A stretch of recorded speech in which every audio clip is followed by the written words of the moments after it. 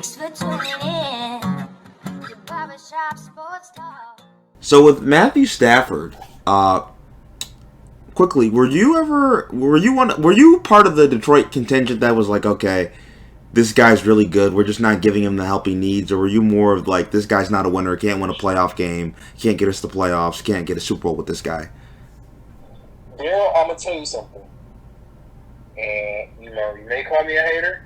I don't care. Matthew Stafford's a front runner. That's what he is. That's what he's always been. That's what he always will be. He's a front runner. He came up with the excuses that, and I even said this when he got traded. I was fine with him being traded. It was time for both teams to decide to move on. It wasn't good. It was never going to work in Detroit because there were times when Stafford let the Lions down. There's times when the Lions let Stafford down, and I just think that it was both sides. Both things can be true, and we just realized both things can be true. But people never wanted to admit that both things are true. That Stafford at times didn't play well in big spots, in big moments. And again, sometimes the Lions didn't give him enough talent.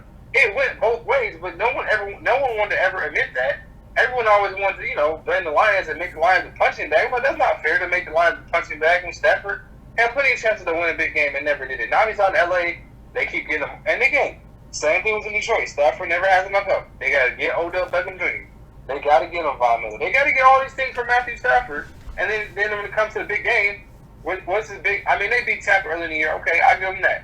They lost to Arizona, lost to Tennessee, lost to Green Bay, and they lost one more game. San Francisco. Yeah, San Francisco. And San Francisco is not great. So, and he hasn't looked good in any of those games. He's looked awful. It's the same thing with Detroit.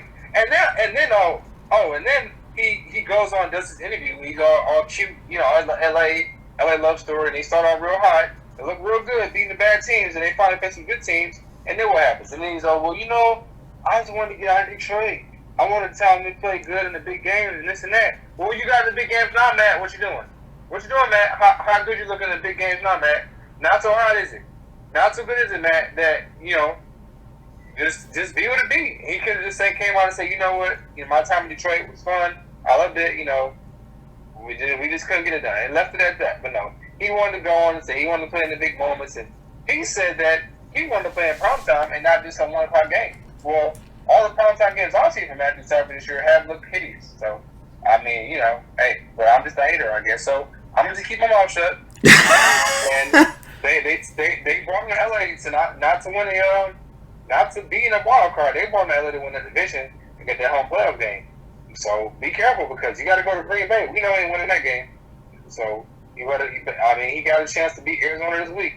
If you play another bad game against Arizona, I don't know what you're gonna say because another bad loss against a good team, and they're gonna be in the wild card fighting for their lives. And you think he's gonna go on the road and win 3 games in the playoffs? Yeah, good luck.